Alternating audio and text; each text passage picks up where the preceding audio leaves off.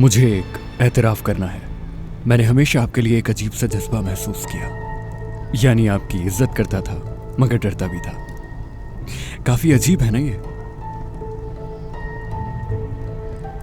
मैं अपनी नजर में आपको एक ताकतवर औरत समझता था मगर गलत साबित कर दिया आपने।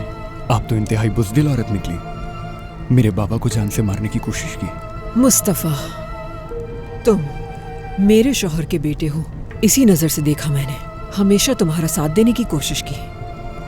अगर मैं तुम बाप बेटे की दुश्मन होती तो तुम मेरे घर की दहलीज पर कदम भी नहीं रख सकते थे। तो इतनी ऊंची उड़ान मत उड़ो, कहीं ऐसा ना हो कि मुंह के बल गिरना पड़े।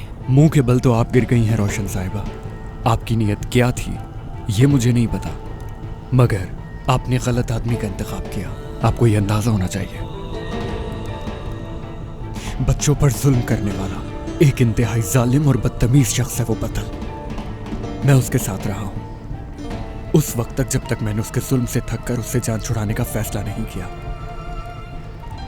आपने उस आदमी को बुलाया मदद के लिए, वो जिसने मेरी मां को मारने की कोशिश की, जिसने मुझे मारना चाहा, हत्ता कि आपके प्यारे बेटे उमर को मारना चाहा उसने।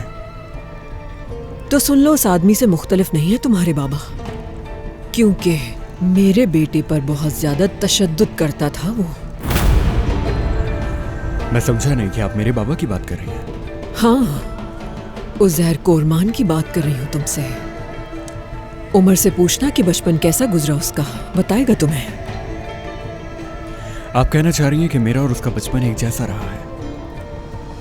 तो क्या करूं मैं, आप खुद बता दीजिए।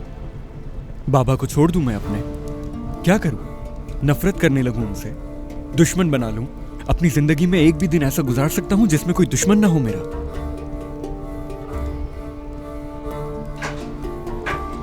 मुस्तफा, तुम मेरे मुंह से कुछ नहीं उगलवा सकते और ना ही कुछ कहूंगी मैं तुमसे। बेहतर यही होगा कि अपनी माँ पर नजर रखो। तुम एक अक्लमंद और होशियार लड़के हो, तुम ही उसे इन हरकतों से रोक सकते हो। मेरे पास अपने शौहर और बेटे को बचाने के लिए इसके अलावा और कोई रास्ता नहीं बचा था। अपने शौहर और अपने बेटे की हिफाजत के लिए किसी भी हद तक जाना पड़ा मुझे तो मैं जाऊंगी।